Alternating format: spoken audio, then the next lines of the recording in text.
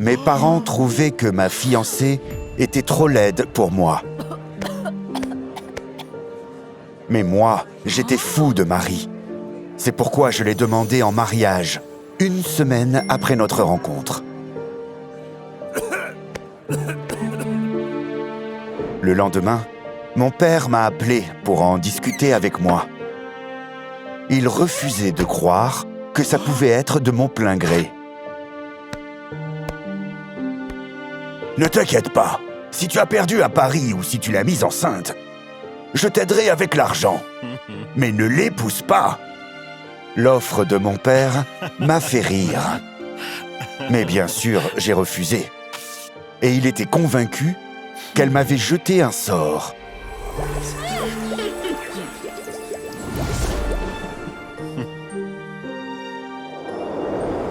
Quelques instants avant notre mariage, ma fiancée est venue me voir en larmes. Elle avait trouvé une grosse trace de rouge à lèvres sur sa robe. Je voulais être digne de toi aujourd'hui, mais j'ai échoué. J'ai dit à Marie que c'était moi qui devais être digne d'elle. En prenant le rouge à lèvres de mon assistante, j'ai tracé une ligne sur mon smoking blanc comme neige. Nous nous sommes rendus à la cérémonie comme ça. Tout allait bien, jusqu'à ce que le soleil commence à se coucher. Les invités ont vu le visage de Marie et tout le monde s'est mis à chuchoter. « Oh mon Dieu, elle est si laide !» Au moment de la photo de groupe, mon père m'a dit qu'il allait quitter cette mascarade. Il m'a montré la photo d'un enfant laid et m'a dit que notre enfant ressemblerait à ça. Imagine à quel point il sera maltraité. C'est une honte.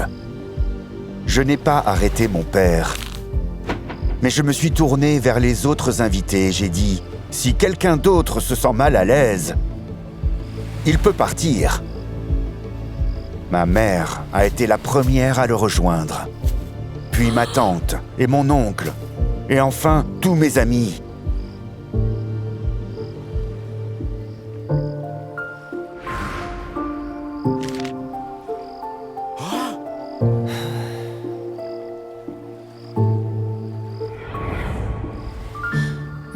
De mon côté, seule Carole, mon assistante, est restée. Je lui ai dit qu'elle pouvait partir, mais elle a refusé. Tu peux être un crétin parfois, mais pas en ce moment. Nous avons passé un bon moment après ça, sans personne pour nous regarder de travers ou se moquer de nous.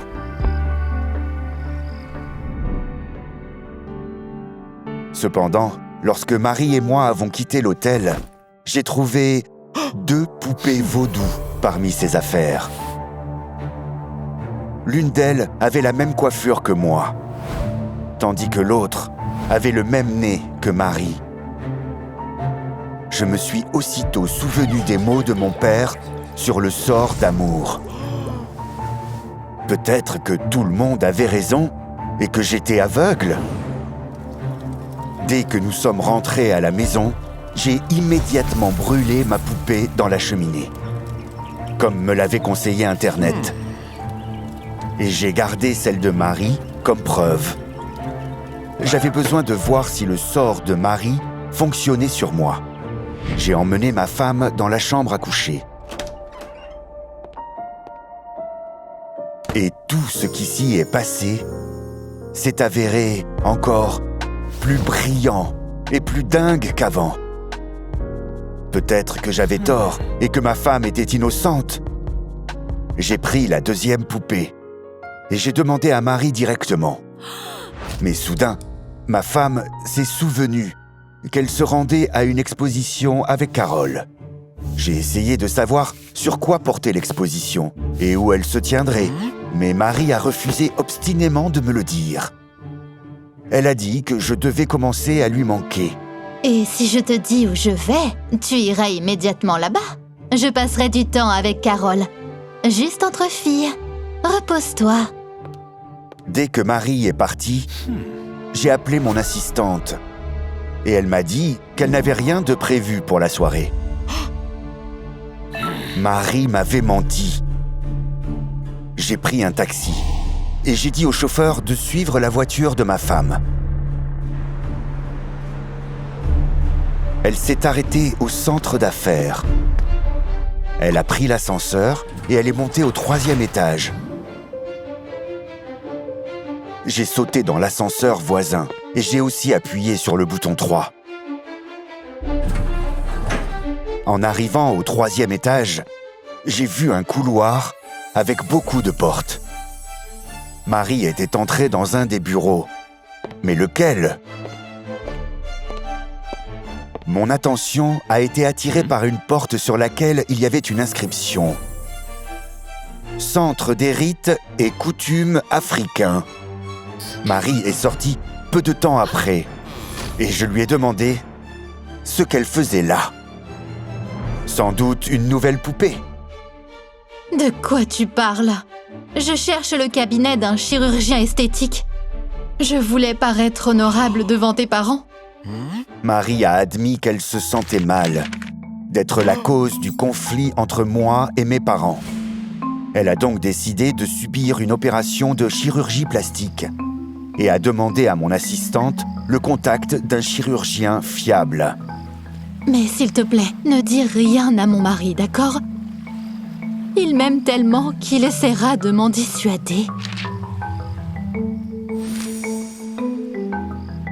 En entrant dans ce bureau, Marie a réalisé qu'il s'agissait d'une erreur.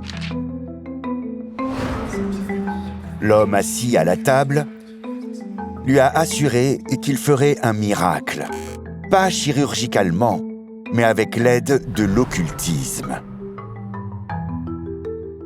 Je pense que Carole était un peu ivre et qu'elle a tout mélangé. Je vais l'appeler maintenant et obtenir le bon numéro. J'ai arrêté Marie et j'ai appelé Carole moi-même. Je lui ai dit que j'avais quitté ma femme et que j'allais chez mes parents pour m'excuser auprès d'eux de la façon dont j'avais agi. Quand je suis arrivé chez eux, ils m'attendaient déjà avec du champagne. Carole était aussi là et s'est jetée joyeusement sur moi. Je suis si heureuse que t'aies vu clair dans ce monstre et que tu l'aies quitté. Mes parents m'ont pris dans leurs bras et m'ont invité à passer à table.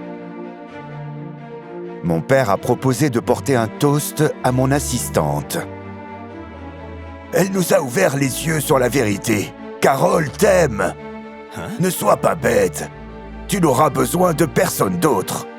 Avant qu'ils ne trinquent tous ensemble, ma femme est entrée.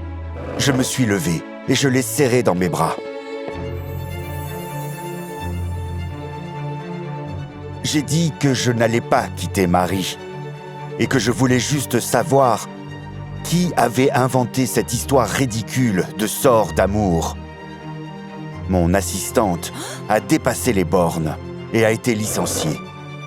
Et j'ai dit à mes parents que j'attendais d'eux qu'ils fassent le premier pas s'ils voulaient se réconcilier avec moi et avec nous.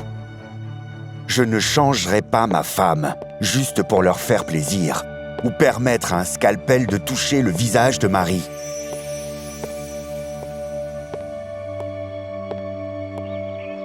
Alors, ma mère a fait preuve de sagesse. Elle m'a montré la première photo que papa et elle avaient prise ensemble. Son visage était couvert de boutons. Il portait un petit costume et avait une coiffure bizarre. Ma mère m'a dit qu'il lui avait fallu beaucoup d'efforts pour prouver à sa famille qu'il était fait pour elle. La leçon de maman a fait des miracles. En partant, mon père s'est excusé auprès de Marie. Et il a promis de ne plus se mêler de nos affaires.